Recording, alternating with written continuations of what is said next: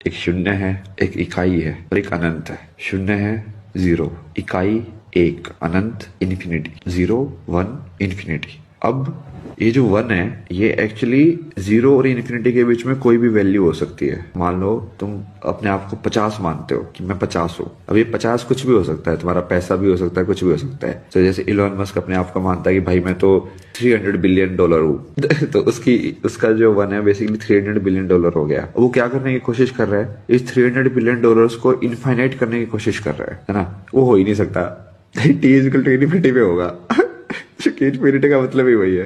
तो इसको इनफाइनाइट करने का लेकिन दूसरा तरीका भी है। दूसरा तरीका क्या है कि सबसे पहले तो तुम्हारी जितनी वैल्यू है तुम उसको समझ लो। मान लो मेरी 30 भी वैल्यू है कि मैं 30 को समझ गया और फिर मैंने -30 समझ लिया। -30 मतलब कि मैंने जीरो समझ लिया। यदि मैंने -30 समझ लिया और मैंने 30 को समझ लिया तो मैंने इन्फिनिटी को समझ लिया। इसको लाइक मैथमेटिकली भी प्रूव किया जा सकता है।